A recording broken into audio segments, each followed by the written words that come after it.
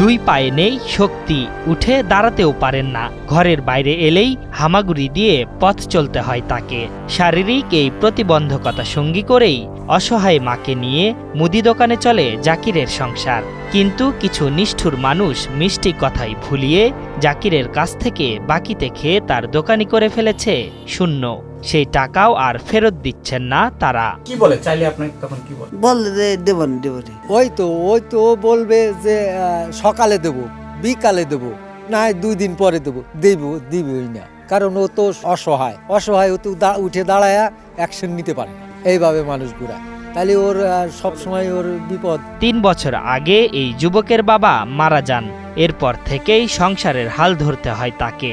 কিন্তু তার সরলতার সুযোগ নিয়ে স্থানীয় ক্রেতারা বাকির খাতা বড় করতে থাকেন। প্রতিবন্ধী এই দোকানিও স্থানীয়দের অমানবিকতা থেকে রেহাই পায়নি। এখন যে কোনো ব্র্যান্ডের পুরাতন এসি বদলে নতুন ওয়ালটন এসিতে উপভোগ করুন 25% ছাড়।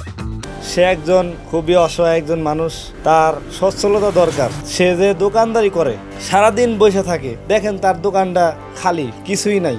স্থানীয়রা জানান, ছোট্ট এই মুদি দোকানের আয় দিয়েই কোনো মতে ডাল ভাত খেয়ে চলছিল জাকিরের সংসার।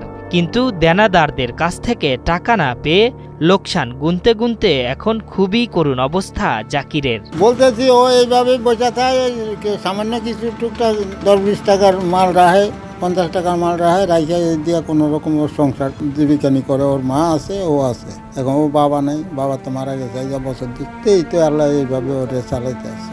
রাজবাড়ী সদর উপজেলার আলীপুর ইউনিয়নের বারাকপুর গ্রামের মৃত আমির হোসেনের ছেলে জাকির হোসেন কারো কাছে হাত পেতে বা ভিক্ষা করে নয়, ব্যবসা করে জীবিকা নির্বাহ করতে চেয়ে তিনি এখন নিঃস্ব।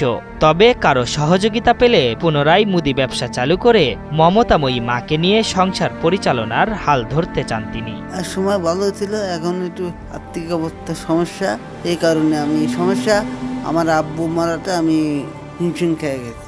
আমার দাবি হলো আবার এটা ব্যবসা বাণিজ্য ভালো হতে হবে, আর আমার বাড়িতে এটা ঘর নাই, ঘর দিলে ভালো হয়। যে কুকুরকে অনেক দামি খাবার খাওয়ায় বাসা ভিতরে, ঠিক আছে, তার জন্য ফ্ল্যাট, ঠিক আছে, অনেক টাকার ফ্ল্যাটই করে, তাদের সাহায্যের হাত দরকার, ঠিক আছে, তারা সাহায্য করলে তারাও ভালো থাকবে, ও ভালো থাকবে। দোকানদারি মোটামুটি চলতো, এখন একদম নাই। 2-4টা সিপ নিয়ে বসে বিক্রি করে, তো সংসার চলেই না। ভবিষ্যতের কোনো আশা এগুলো দিয়ে করা যায় না। ও তো বাবা নাই, তারপরে অসহায়, কোনো কামাই রোজগার কিছু নাই, এক মা আর ও। কারণ ওর জন্য তো একবারে জরুরি প্রযোজ্য সাহায্য সহযোগিতা করার। আলীপুর ইউনিয়নের চেয়ারম্যান জানান, জাকিরের পাশে আগেও দাঁড়িয়েছে তারা। আগামীতে কোনো সুযোগ সুবিধা আসলে তার পাশে থাকার কথা জানালেন এই জনপ্রতিনিধি। যারা এখনো তার সেই টাকা দিচ্ছে না, এটা একেবারে অমানবিক। যদিও আমাদের কাছে স্পেসিফিক কোনো কমপ্লেন তারা করে নাই, যদি কোনো কমপ্লেন করে আমি অবশ্যই আমার জায়গা থেকে তার যথাযথ ব্যবস্থা আমি করব। এটা হচ্ছে ওই পরিবারের যে পাওনা টাকা। আর আমার পরিষদ থেকে আমি বিগত দিনে, আমি তো যতটুকু জানি, ওই ওয়ার্ডের সাবেক সদস্য ওমর আলী শেখ, তার মাধ্যম দিয়ে আমি ওকে চাউল পাঠিয়েছি বস্তা দিয়েই। এবং নতুন কার্ড আসলে আমি আশা করব আপনার যোগাযোগ করলে আমি অবশ্যই, আমরা এখানে বসে আছি অসহায় মানুষের সেবা করার জন্যই। জাকিরের মতো অনেকেই আছেন যারা ভিক্ষাবৃত্তিতে জড়িয়ে পড়ছে, কিন্তু উল্টো পথে হাঁটতে গিয়ে বিপাকে প্রতিবন্ধী জাকির। এখন সমাজের বৃত্তবানরা একটু সহযোগিতার হাত বাড়িয়ে দিলেই আবারও পুরোদমে ঘুরে দাঁড়াতে পারবে জাকির হোসেন। আশরাফুল ইসলাম, ৭১।